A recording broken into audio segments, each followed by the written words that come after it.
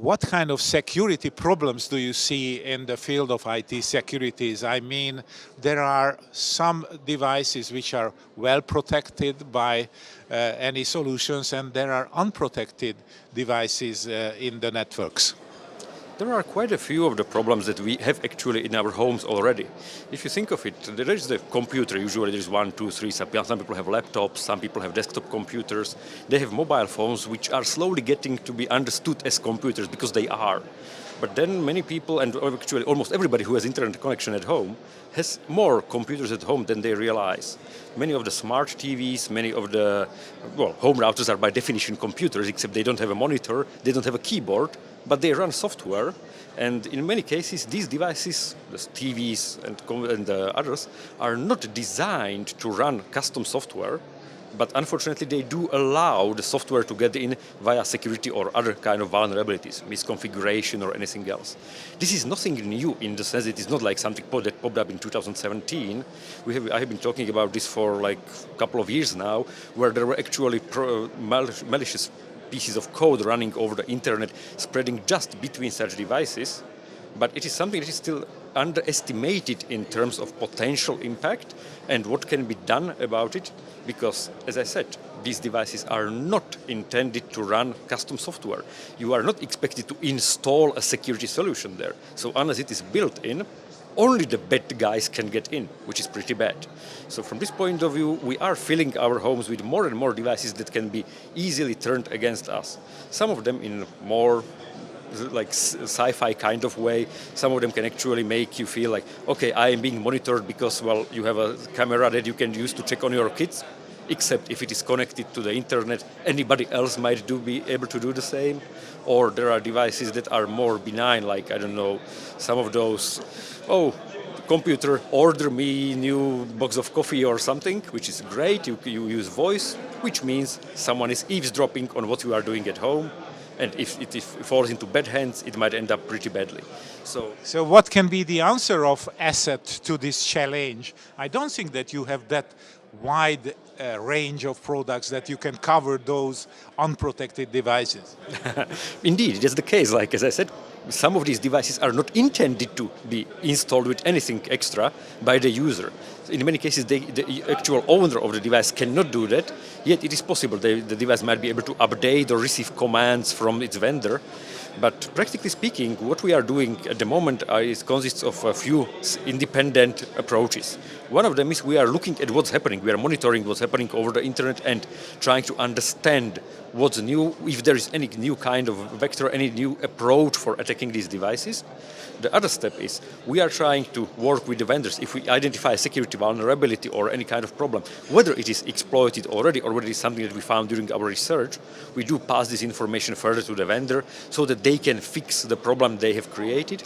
Or in some cases, it's not a problem they have created, but sometimes the vendor is innocent in the sense that they did the right thing and did the right recommendation, but the actual user, or not necessarily user, but in some cases it is, for example, your internet service provider who took a device that was quite secure out of the box, but misconfigured it in a way that actually lowered the security. So in this case, we contact those and pass the information so that they can fix the problem or actually make the devices or their implementation, the way they are used, make it safer. That's one of those things that we are trying to do in terms of vendors, in terms of reaction.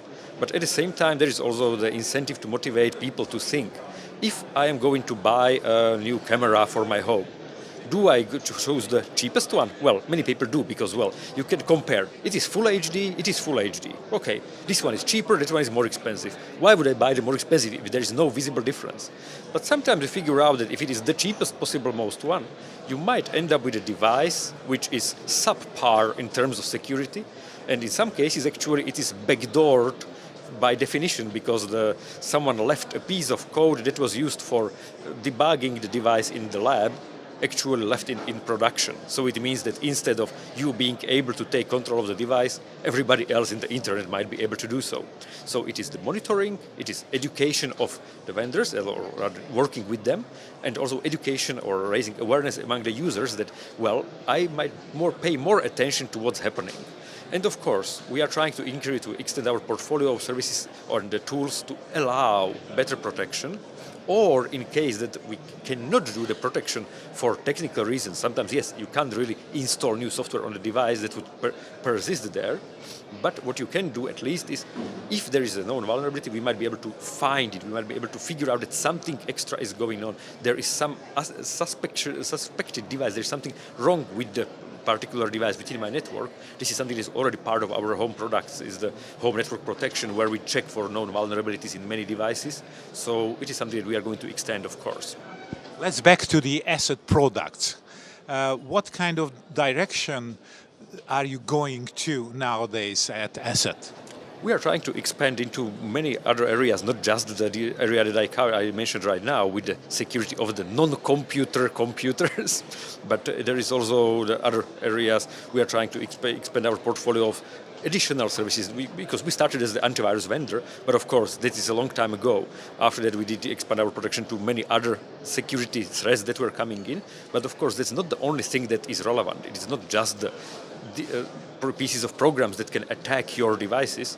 There is also things like your data should be protected against being stolen or against being lost, because that's a factor that you can't really control by software.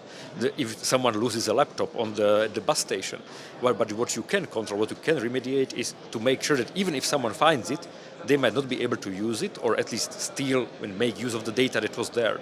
So protection of the data, making sure that people are not falling for the easy problems like, for example, phishing or something. Is that something that is actually completely technology neutral? If I can convince someone to give me their password, I can do it in person, or I can do it over the internet. It will be just as convincing. But if I do it in person, it scales badly. If I do it over internet, it works perfectly. So this is one of the areas where we are trying to expand as well, to make sure that people are protected against threats that are not that are using technology, but not necessarily being based on technology, just using the internet for luring people to leak their personal information or fall for scams like earn 200% interest in 3 days if you invest in whatever kind of scam, fake cryptocurrency or what.